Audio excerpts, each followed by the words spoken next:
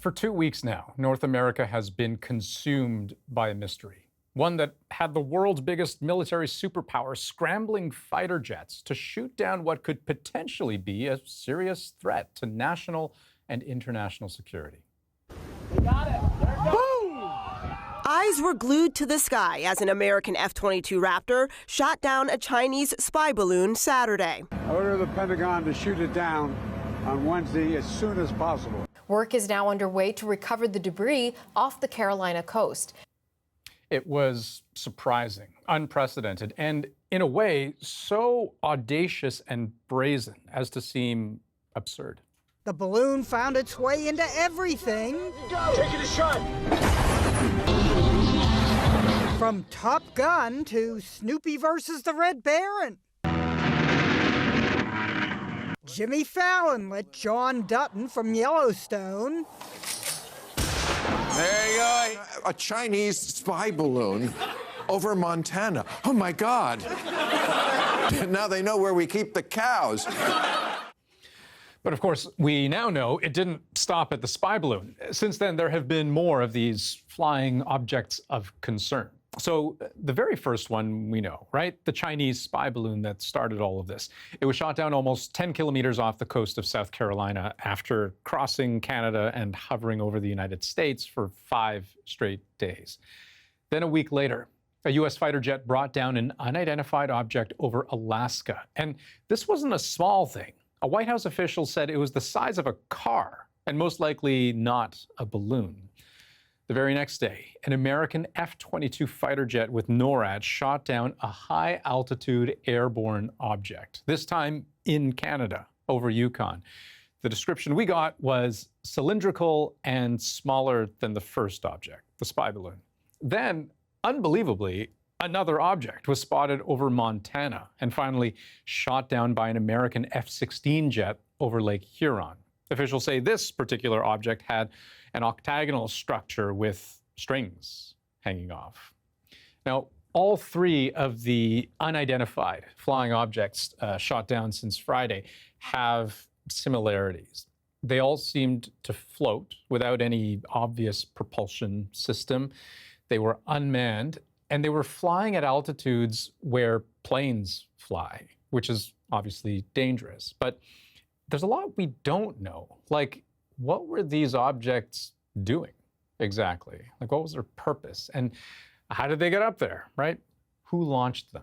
And I want to reassure Americans that these objects do not present a military threat to anyone on the ground. They do, however, present a risk to civil aviation and potentially an intelligence collection threat.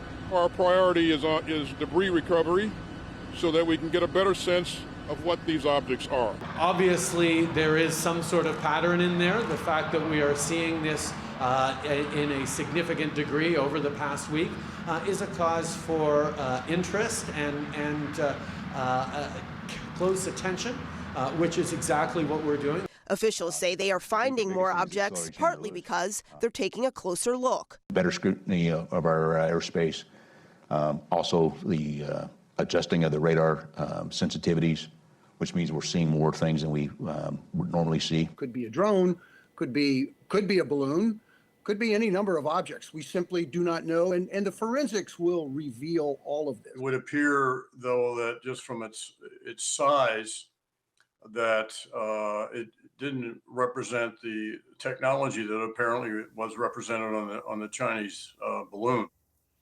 So what is going on here? You know, according to the White House, the leading explanation is that these are just commercial craft, maybe just research balloons. But then, you know, why are we acting so quickly against so many things? Shoot first, ask questions later.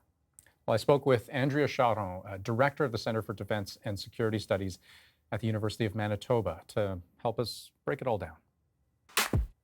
Hi, Andrea, how are you doing? I'm well, thank you.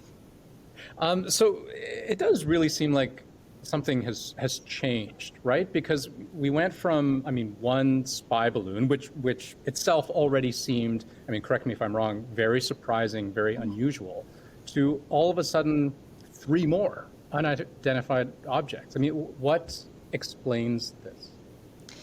Well, there are a couple of possibilities. One is that they're completely unrelated, the spy balloon from these new objects, and it's just coincidence. It's likely, too, that NORAD is looking for lower and slower air objects as a result of past experience, and so we're detecting them. And I think it is also a function of pictures that were circulated about the Chinese spy balloon, and the quite dramatic takedown of it obviously then piqued the world to additional objects in the sky. Andrea, I hate to ask you to guess, but I'm going to ask you to guess. What's the range of what these unidentified objects could possibly and plausibly have been? So the three air objects could range the gamut from bona fide research tools, in which case somebody's having a very bad day, has created an international incident and lost their research. Right. They could also be testing platforms for the future that could perhaps support surveillance material to be able to take pictures of highly classified areas or pick up signals intelligence.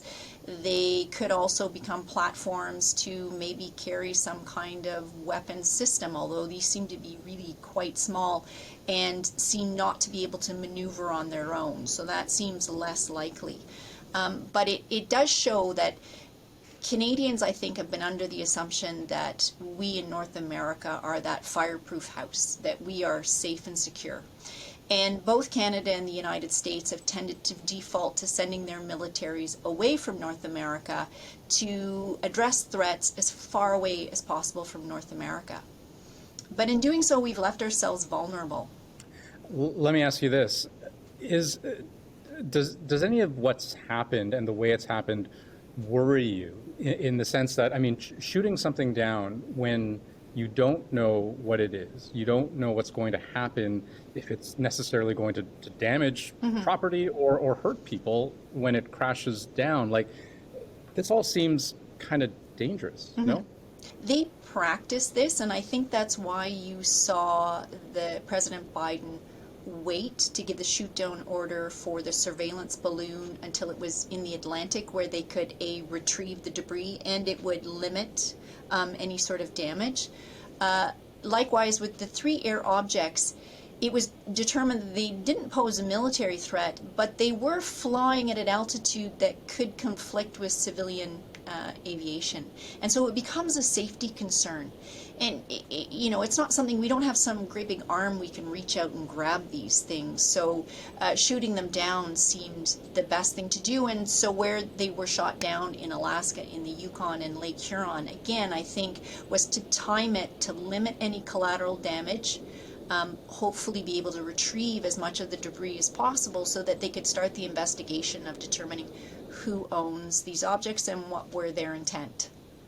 Well, and on that note, Andrea, I wonder how this cycle stops, right? Like, if we keep shooting things down because we are in this heightened state of awareness and anxiety, but shooting them down without knowing what they are, and we still don't know what they are, why wouldn't we just keep doing this tomorrow and next week and the month after? Like what stops the cycle? That's the professionalism around NORAD and the analysts. They do an assessment and provide a lot of options. And so it's quite exceptional that we've ever had to shoot things down. And so each object is sort of taken on its own merits, and you look at the threat it poses to North America, to people and to infrastructure. And so I don't think it's a guarantee that there's going to be a shoot down code every time.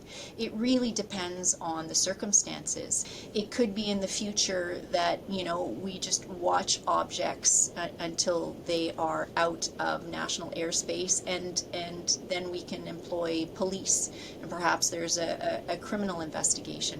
Perhaps in the future they will have to be shot down, but each case is taken on its own merits.